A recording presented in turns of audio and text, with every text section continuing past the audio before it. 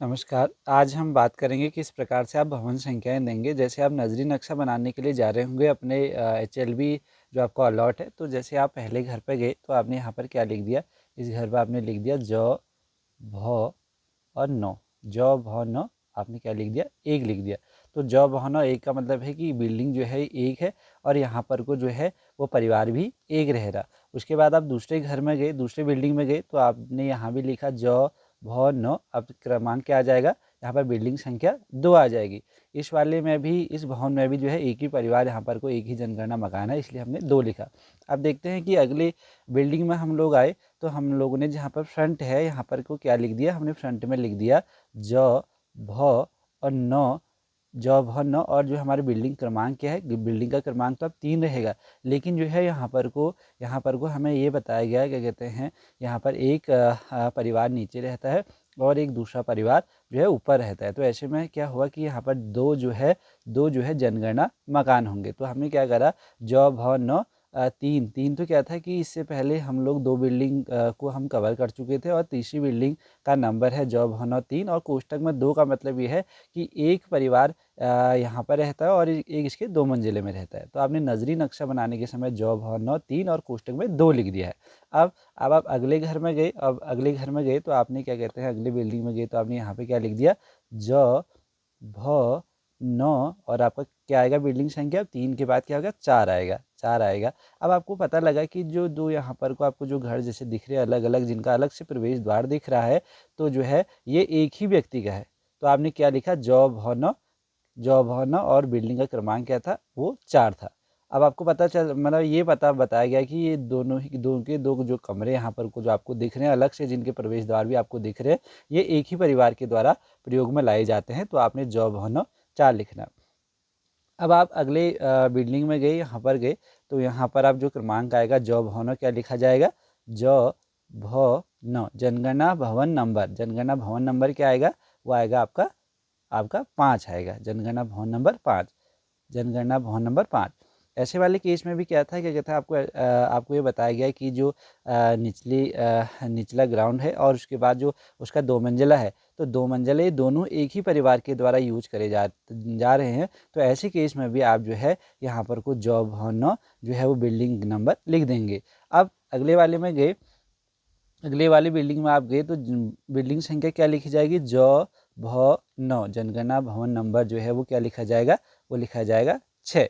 अब 6 लिखा गया है तो यहाँ पर आपको पता लगा कि जो है जो ये ज, भ, न यहाँ पर आपने 6 लिखा है, यहाँ पर आपको पता लगा कि जो है अलग अलग जो है इनमें परिवार रह रहे। तो अब ऐसे में कितने सेंसस हाउस होंगे, यहाँ कितने जनगणना मकान होंगे। देखो, एक जनगणना मकान तो ये होगा, एक ये होगा और इसके बाद एक ऊपर वाला होगा और एक उसके बगल वाला होगा। तो 1 2 3 4, तो कितने जनगणना ये मकान है, यहाँ पर को 4 है। तो आपने कोष्टक में क्या लिख दिया, 4 लिख दिया। ध्यान दीजिएगा कि इस भवन में जब आप गए, यहाँ पर आपको पता लगा कि इसमें तो 4 परिवार अलग अलग रहते हैं। जैसे आपने जो है वहाँ पर परिभाषा भी, यहाँ पर कुछ जब आपकी ट्रेनिंग हुई थी वहाँ पर आपने परिभाषा को भी सुना होगा अच्छे से। तो यहाँ पर कितने परिवार रहते हैं, 1 2 3 4, ये भवन स्वामी द्वारा आपको बताया गया। अब अगली बिल्डिंग में गए तो अगली बिल्डिंग में ज, भ, न क्या लिखेंगे आप, ज, भ, न, ज, भ, न आपका क्रमांक क्या आ गया। अब 6 के बाद अगला भवन बिल्डिंग जो आपने देनी है वो क्या है, वो 7 है। अब आपको पता लगा कि सबसे नीचे तो है जो भवन स्वामी रहता है और उसके ऊपर उसके 2 किराएदार रहते हैं। ठीक है, तो सबसे नीचे जो ग्राउंड में जो है वो भवन स्वामी रहता है और उसके ऊपर उसके 2 किराएदार रहते हैं। तो ऐसे में यहाँ पर को कितने जनगणना मकान होंगे, एक तो यहाँ पर भवन स्वामी हो गया जो सबसे नीचे रहता है और उसके बाद उसके 2 किराएदार रहते हैं। तो एक भवन स्वामी और 2 किराएदार, तो टोटल कितने यहाँ पर सेंसस हाउस होंगे, कितने जनगणना मकान होंगे, 3 होंगे। तो आपने कोष्टक में 3 लिख के आ जाओगे। अब आगे बढ़ते हैं। अब ये वाली कंडीशन देखिए। अब आप गए अगले घर में तो यहाँ पर आपने क्या लिखा, ज, भ, न जनगणना भवन नंबर, जनगणना भवन नंबर। तो जनगणना भवन नंबर आपका क्या, कौन सा क्रमांक चला है, ये आपका 8वां जो है क्रमांक चला हुआ है। अब आपको पता लगा कि जो ये घर आपको दिख रहा है, ये पूरा परिसर जैसा पूरा एक ही का है, तो आपको दिखा कि ये जो घर है दोनों अलग अलग आपको लग रहे हैं यहाँ पर जो है वो जनगणना मकान जैसे, लेकिन उसने कहा कि ये सब हमारा ही है, हम एक ही परिवार यहाँ पर इसको यूज़ करते हैं।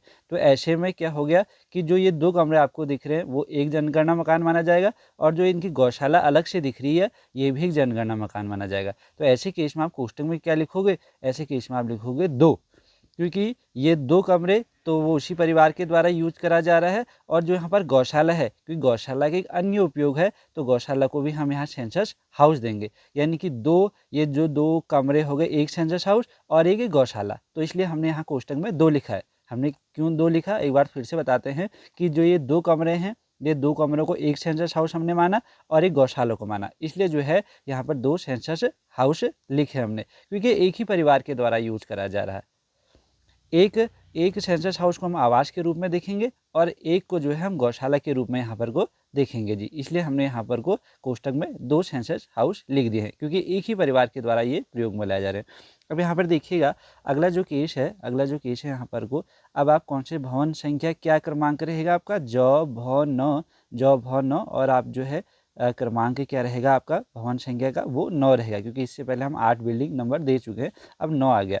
अब यहाँ पर क्या है ना कि इस केस में तो यहाँ पर को थोड़ी गौशाला अलग से था, लेकिन और यहाँ पर को जो है गौशाला यहाँ चिपका हुआ है। ऐसे केस में भी जो है आपको गौशाला को अलग से ही सेंसस हाउस देना है, यानी गौशाला हो गया, गैराज हो गया, वर्कशेड हो गया, इन सबको क्योंकि इनका अलग उपयोग है, इसलिए इनको जो है एक सेंसस हाउस यहाँ पर को देना है। तो ऐसे केस में भी आप क्या करोगे, कोष्टक में 2 लिखोगे, एक तो जो है उसका आवास के रूप में है और दूसरा एक गौशाला के रूप में है, तो यहाँ भी जो है वो 2 सेंसस हाउस बनेंगे, एक उसके आवास के रूप में है और एक गौशाला के रूप में है। गौशाला के एक अन्य उपयोग है, तो इसलिए यहाँ पर को गौशाला को भी सेंसस हाउस देना है, चाहे गौशाला चिपकी हो या गौशाला अलग हो, तो गौशाला को जो है अलग से सेंसस हाउस देना है।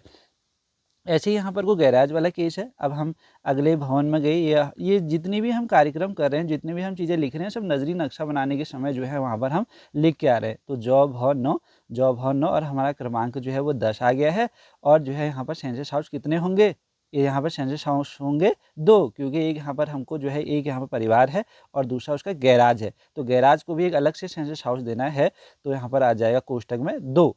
अब आपने क्या कहते हैं, क्या करा है, यहाँ पर को एक आवास के रूप में है एक सेंसस हाउस, और दूसरा कौन सेंसस हाउस क्या है, गैराज के रूप में, तो जॉब भवन 10 और कोष्टक में आपने 2 लिख दिया। तो आप क्या करोगे, अब शुरुआत करते हैं, जैसे हमने यहाँ शुरुआत कैसे करेंगे। अब हमने सबसे फर्स्ट हमने हमारा नजरी नक्शा बन चुका है, नजरी नक्शा में हम सब क्रमांक दे चुके हैं। अब हम अपनी HLO ऐप से जो है काम करना शुरू करेंगे। तो जब आप फील्ड में जाएंगे तीसरे चौथे दिन, जब आपने नजरी नक्शा बना लिया होगा, जॉब भवन लिख लिया होगा, तो जैसे ही आप अपना HLO ऐप खोलेंगे तो सबसे ऊपर आपको पहले में लाइन क्रमांक होगा जो ऑटो आ रहा होगा, उसके बाद दूसरे में भवन संख्या पूछेगा, तो आप भवन संख्या क्या डालेंगे, भवन संख्या डालेंगे 1। तो भवन संख्या 1 डालने के बाद तीसरा प्रश्न आपको क्या शो हो रहा होगा, उसमें आएगा जनगणना मकान। तो अब जब जनगणना मकान करोगे तो वहाँ पर 2 स्थिति होंगी, एक दोहराए होगा और एक नया होगा। तो जैसे ही नया करोगे तो आपका एक नंबर जनरेट होगा, नंबर क्या जनरेट होगा, नंबर जनरेट होगा पहले वाले केस में 0001 आएगा जी। तो आपने वो 0001 को जो है यहाँ पर लिख देना है और उनकी एंट्री आपने पूरी करनी है, क्योंकि अभी हम जितने भी हैं वो आवास के रूप में यहाँ पर को देखना, तो जैसे न्यू करोगे तो 0001 आएगा। अब आप अगले घर में गए, यहाँ के आपने पूरी 34 प्रश्नों की एंट्री कर ली, क्योंकि आवास के रूप में है पूरा प्रश्न। तो उसके बाद जो है अगले घर में गए तो वहाँ भी आपको दिखा, आप जब गए तो वहाँ पर दूसरा, जब आपका जॉब भवन जनगणना भवन संख्या लिखने के लिए होगा, तो जॉब भवन में आप क्या लिखोगे, जनगणना भवन नंबर 2 लिखोगे। अब यहाँ पर फिर से न्यू करोगे, क्योंकि अगला जनगणना मकान है, तो न्यू करने पर क्या जनरेट होगा, 0002। फिर अब अगले भवन में गए तो फिर वहाँ भी भवन संख्या पूछी जाएगी दूसरे प्रश्न में, क्योंकि पहला तो लाइन क्रमांक है वो ऑटो आ रहा होगा। फिर आप जब इस घर में गए तो आप न्यू करोगे, जहाँ पर जनगणना मकान है, तीसरा प्रश्न जनगणना मकान संख्या, तो न्यू करोगे तो क्या जनरेट होगा, 0003। क्योंकि यहाँ पर एक चीज़ है ना कि यहाँ पर आपने 2 सेंसस हाउस है, पहले आपने इस नीचे वाले परिवार के लिए कर रहे हो आप यहाँ पर जो रहता है, उसके बाद ऊपर वाले परिवार के लिए करो, तो इनकी पूरी एंट्री करने के बाद फिर आप यहाँ ऊपर से जो है इनसे प्रश्न इनके इनके घर यहाँ पर घर पर गए तो इनसे प्रश्न आपने पूछे। तो यहाँ पर जब आप जनगणना भवन नंबर लिखेंगे तो जनगणना भवन नंबर तो दोहराया आएगा, क्योंकि भवन तो एक ही है यहाँ पर को, तो यहाँ पर भवन क्या है, एक ही है, तो भवन संख्या तो 3 ही आएगी। तो जब जनगणना मकान, अब जनगणना मकान में क्या करोगे, न्यू करोगे, तो जैसे ही न्यू करोगे तो क्या जनरेट होगा, 0004 जनरेट होगा। वो आपने यहाँ पर लिख देना है। इनके जो है सारे प्रश्नों के उत्तर इनसे पूछने हैं, फिर सबमिट आ जाएगा। अब अगले भवन में गए, अब अगले भवन में गए तो आपको पता है कि ये जो पूरा भवन है, जो पूरा जो ये आपको अलग अलग यहाँ पर को कमरे भी दिख रहे हैं, तो लेकिन जो है एक ही परिवार के द्वारा यूज करे जा रहे हैं। तो ये तो आपने जब नजरी नक्शा बनाया उसी समय आपको पता ये चल जाएगा। तो आप इसीलिए भवन नौ 4 लिख के आ रखे। तो अब यहाँ क्या करेंगे, जैसे आपने अपनी एप्लीकेशन खोली, दूसरा प्रश्न है जो भवन संख्या में 4 डालेंगे और जो है न्यू करेंगे। तो जैसे ही न्यू करेंगे तो जनगणना मकान संख्या क्या जनरेट होगी, वो आएगी 0005 आएगी जी। ठीक है, तो आपने 0005 इनकी एंट्री पूरी करी, तो आपका काम यहाँ इनके लिए ख़त्म हो जाएगा। अब अगले बिल्डिंग में आएंगे तो जैसे ही जो भवन संख्या डालेंगे, भवन संख्या क्या डालेंगे, 5 डालेंगे। अब यहाँ भी आपने कोष्टक में कुछ नहीं लिखा, इसका मतलब है कि पूरा का पूरा जो ये घर है वो एक ही परिवार के द्वारा यूज करा जा रहा है। तो आप जनगणना मकान में न्यू करोगे तो यहाँ पर क्या जनरेट होगा, यहाँ पर जनरेट होगा 0006, वो आप यहाँ पर लिख के आ जाएंगे। अब अगले यहाँ बिल्डिंग में गए तो यहाँ पर को आपने भवन संख्या डाली 6, और आपको पता है कि यहाँ पर को आपने पहले से लिखा हुआ है, जब नजरी नक्शा बनाया तो कोष्टक में 4, इसका मतलब यहाँ 4 सेंसस हाउस को आपको गणना करनी है। तो पहले यहाँ पर को करोगे, पहले वाले जो परिवार के लिए करोगे, तो जैसे ही न्यू करोगे जनगणना भवन संख्या तो 6 डालोगे, फिर तीसरा प्रश्न में आएगा जनगणना मकान, तो न्यू करोगे तो क्या जनरेट होगा 0007, इनकी पूरी एंट्री करोगे। फिर इस वाले परिवार के पास आओगे, यहाँ पर को जनगणना भवन जो नंबर है वो तो रिपीट आएगा 6, और यहाँ पर को जनगणना मकान संख्या क्या आ जाएगी न्यू करने पर 0008। फिर इस वाले में जाओगे, भवन संख्या तो रिपीट आएगी 6 ही, और जनगणना मकान न्यू करोगे तो कितना आएगा 0009। फिर इस वाले घर के लिए जाओ, इस वाले परिवार के पास जाओगे, यहाँ पर को जब जनगणना मकान न्यू करोगे तो क्या जनरेट होगा 00, ठीक है 10, यानी कि 0010 आएगा। अब यहाँ पर आ जाओगे इस वाले भवन में, तो भवन संख्या 7 डालेंगे, और यहाँ पर आपको पता है कि 3 है, एक नीचे भवन स्वामी हैं, 2 उसके किराएदार रहते हैं। तो यहाँ पर के लिए भवन स्वामी के लिए करोगे, तो भवन स्वामी के लिए भवन संख्या तो 7 आ जाएगी, और जनगणना मकान न्यू करोगे तो क्या जनरेट होगा 0011, क्योंकि यहाँ पर को 10 तक हमारा आ गया था, अब 0011। फिर इस वाले किराएदार के पास जाओगे, यहाँ पर के लिए भवन संख्या सेम रहेगी 7, जनगणना मकान न्यू करोगे तो क्या जनरेट होगा 0012, इनकी पूरी एंट्री होगी। इस वाले परिवार के बाहर से क्या लिखोगे 001, जब न्यू करोगे आप, जैसे न्यू करोगे तो जनरेट नंबर क्या होगा 0013। अब यहाँ पर आएंगे इस मकान के लिए, इस मकान के लिए क्या करेंगे, इस मकान में भवन संख्या डालेंगे 8, यहाँ पर आपको पता है कि 2 यहाँ परिवार रह रहे हैं, तो इस वाले परिवार के लिए जब आप भवन संख्या 8 डालेंगे तो न्यू करोगे तो क्या जनरेट होगा 0014। फिर इस वाले परिवार के लिए क्या जनरेट होगा 0015। ठीक है, यहाँ पर को जो हमने माना है ये हमने कंडीशन रखी थी, कि क्या कहते हैं, ये 2 इसलिए रखा है कि ये तो पूरा एक ही जो है सेंसस हाउस है, एक सेंसस हाउस ये था और एक गौशाला था। हम जो है यहाँ पर जब हमने पहली कंडीशन आपको बताई थी, ये कंडीशन यहाँ पर कही गई थी कि जो ये 2 के 2 जो कमरे हैं वो एक ही परिवार के हैं, ये पूरा ही एक परिसर एक ही परिवार का है। तो 2 कमरे को एक सेंसस हाउस हमने माना था और एक गौशाला को माना था। तो पहले तो इस कमरे के लिए हमने एंट्री करी कि जो हमने भवन संख्या 8 डाली और न्यू करा, तो हमारे पास जनरेट क्या हुआ 0014।